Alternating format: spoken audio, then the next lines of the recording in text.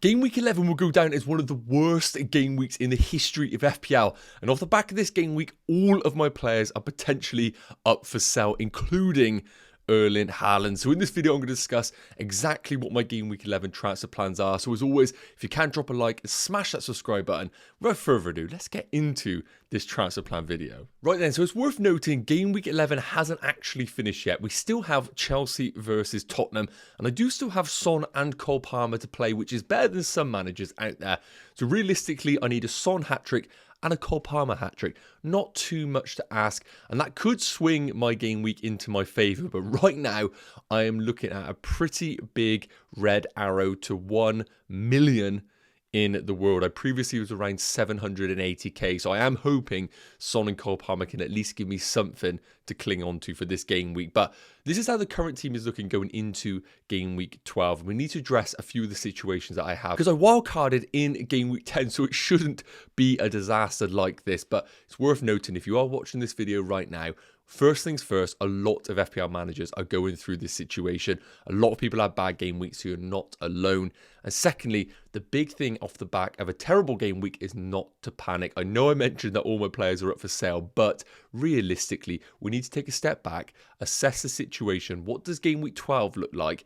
And are we just in a week where it is a complete anomaly in game week 11 and game week 12 is going to resume back to some sort of normality? So here is how the game week 12 team is looking with 2 free transfers and 0.2 million in the bank. Now, we're just going to quickly run through it. Areola in goal. Yes, West Ham didn't have a good game week, but I'm happy with that at home against a Nottingham Forest team who historically don't travel too well away from home. Looking at the back four, Guy, I'm perfectly happy with at home against Everton. Shimikas is a little bit of a worry. Obviously being benched in game week 11 against Luton, coming on for the last 25 minutes. I don't know whether Joe Gomez was coming in as potentially his replacement for the long term, or it was just because they knew they were dominating possession in that game and they wanted somebody who was enabling Trent to kick on into the midfield. We don't really know that situation. And unless we get some information between now and the deadline, I'm happy to take the risk with Shimikas, start him at home against Brentford, hoping that he actually does play for them. If I had to punt on it, I probably would say Shimikas will play in that game, but again, they do have the threat of Mbremo. Maybe they want to play someone like a Joe Gomez who's a bit more established defensively up against that counter-attack threat. We will see closer to the deadline. Gabriel at home against Burnley. The good news is that he did play against Newcastle, and I did state that Arteta was going to play his best back four against one of his title rivals in Newcastle, and Gabriel did start. So I have no reason to think that Gabriel will get benched once again for that Burnley game. So I'm happy to start him in this week. The big one is Matty Cash.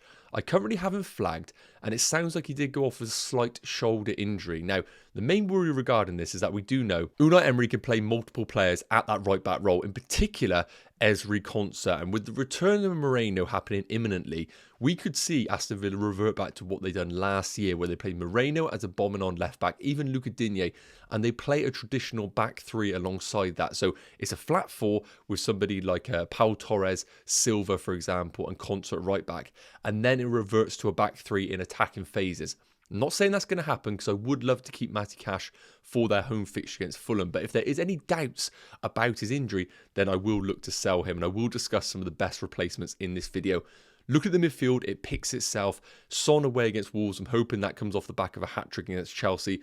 Bowen with a goal, and I'm happy with the fixture. Mo Salah was awful in game week 11, but I'm not selling him at home against Brentford. And Bukayo Saka, another poor performance for Saka, but I'm not going to be selling him with a home game against Burnley. So the midfield is fine.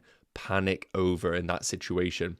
But the front two, Watkins, not too good from Aston Villa, but once again, at home against Fulham isn't a situation where we're going to be looking to sell a guy who is guaranteed to play 90 minutes.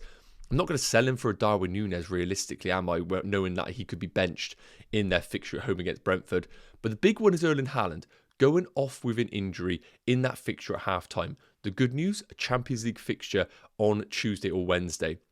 So if Erling Haaland is ruled out for that game, we do need to start questioning whether he's going to be available for the weekend. So we're going to discuss what exactly you should do with Erling Haaland in this video. But let's deep dive into my transfer plans. So as mentioned, if we get confirmation that Matty Cash is going to be ruled out for game week 12, then I think because I have 2 free transfers, I would pull the trigger on selling him. The fixtures after game week 12 get a little bit more difficult for Aston Villa in general from a defensive perspective.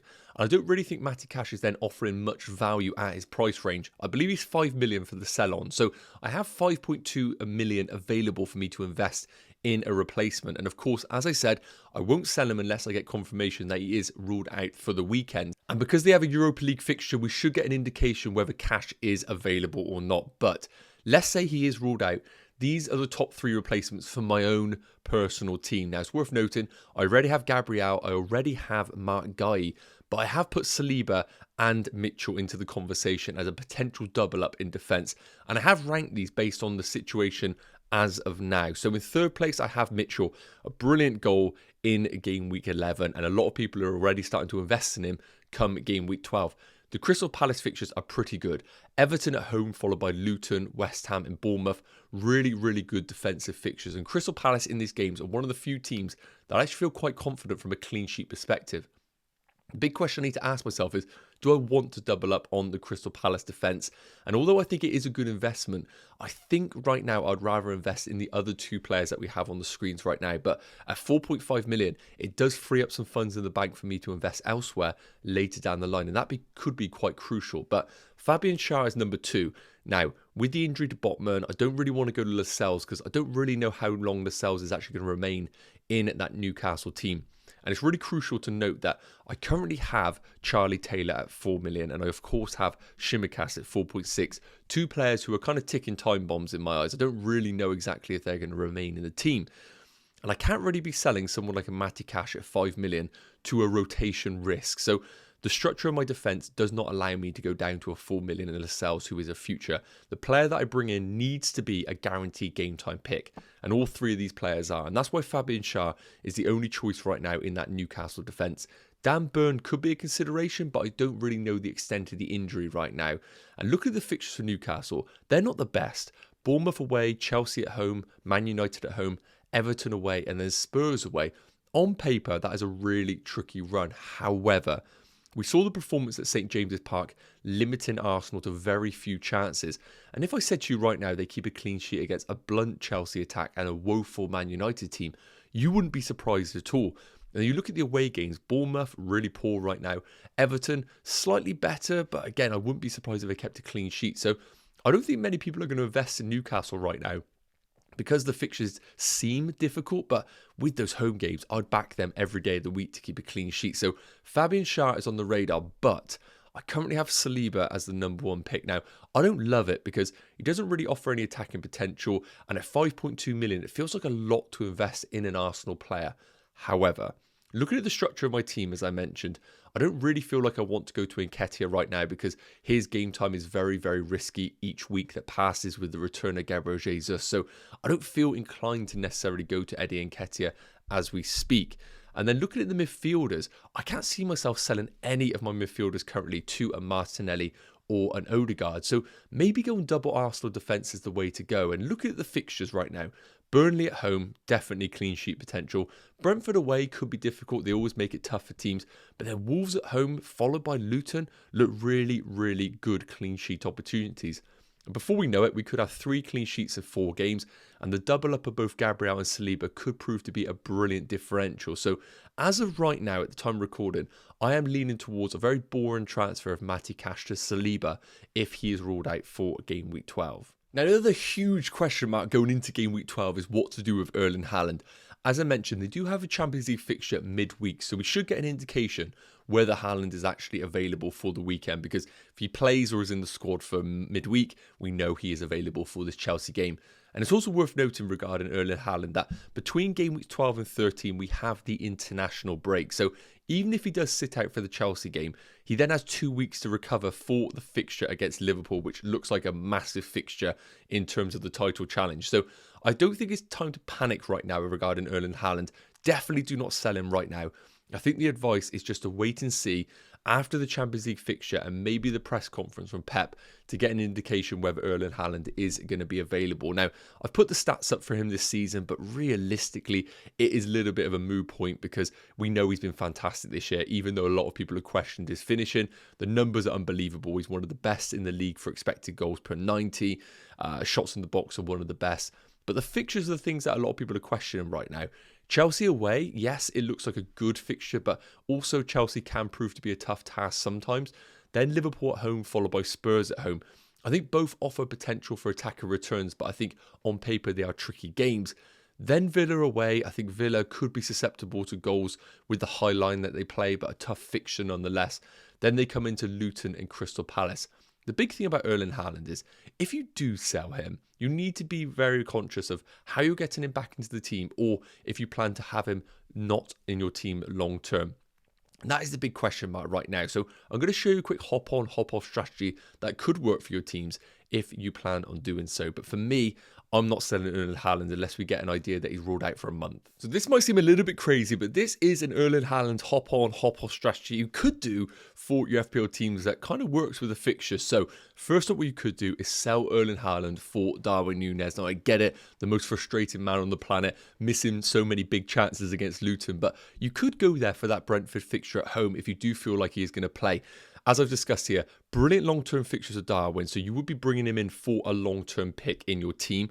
He has a better XG per 90 than Haaland. He's one of the few players, and honestly, even though he is a manic player, you know that he's going to get so many big chances. You are going to catch a big monster haul eventually owning Darwin Núñez over the long term. But the big problem with him, he's a constant rotation risk, and it is uncertainty about the minutes that you're going to have each week that continues. But I still think he is part of that best Liverpool team. But the threat of Gakpo is there, it is worth noting. But you would get Brentford at home. Again, if he starts or not is the big question. And I imagine you're probably sat there right now with Haaland and Watkins. So if you do Haaland to Darwin in game week 12, you'll probably have a front two of Watkins and Darwin Núñez, which looks really good on paper because, of course, Aston Villa have their great game at home against Fulham. Then in game week 13, what you could consider doing is you're going to have a lot of money in the bank, then selling Watkins to Erling Haaland. Now, again, I'm not advising this, but it's for those managers that are maybe looking to slightly shake up the pack a little bit.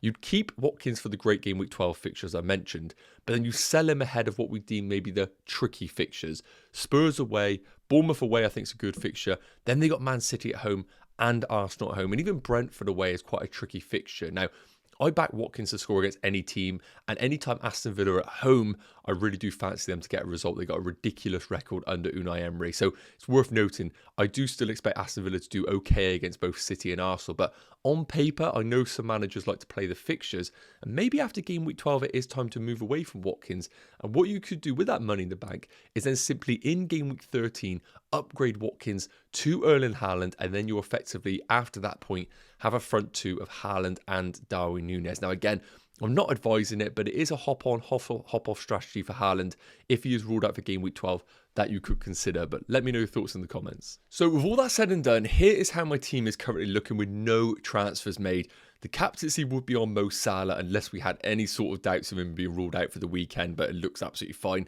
And the vice captaincy on Saka with that brilliant home fixture against Burnley. I would love to put it on Saka, but I can't look past Salah right now, guaranteed on penalties. And this Liverpool team are going to be looking for blood off the back of that draw against Luton. So with 2 free transfers, if Matty Cash is available and Erling Haaland's available, honestly, I have no idea what I want to do with this team because the starting 11 looks great. Realistically, there's not really anything on the bench that I want to change. Strakosha, I'm not going to do a goalkeeper transfer because I don't think it's any better than him. Cole Palmer, I could look to maybe downgrade to free up some funds and maybe look to shift the team structure a little bit longer term, but I don't really feel like I want to. So I'm almost praying that Matty Cash is ruled out for the weekend because it will just give me the opportunity to get rid of him because I don't really want him from game week 13 onwards. So the only time I want him is for this Fulham game at home. So if he is ruled out, I'd actually be delighted. And what it would mean is that my team would look like this. I'd bring Saliba in for that brilliant home fixture against Burnley and hope that we get the massive differential Arsenal defence clean sheet. That would be massive for my overall rank. And then it would leave me with 2 free transfers going into game week 13. And realistically, I think this is more likely than me selling Erling Haaland. I'm very, very scared to sell him. And even if he was a doubt for game week 12, I probably would just start him, hope he plays, knowing I have Cole Palmer coming off the bench as a worst case scenario. And then having 2 free transfers over the international break means that I can reassess the situation and see what I want to do with my team. So this is the most likely team if Matty Cash is ruled out. Let me know your thoughts in the comments. I'll be really interested to know. Yes, guys, okay, that is going to wrap up today's Game Week 12 transfer plans video. As I mentioned, we still have 1 game left of this game week, so I will be dropping a Game Week 12 preview video tomorrow, so make sure you are subscribed to the channel, and as always, drop a like if you enjoyed it. I'll see you guys in the next one. Have a great day. Cheers.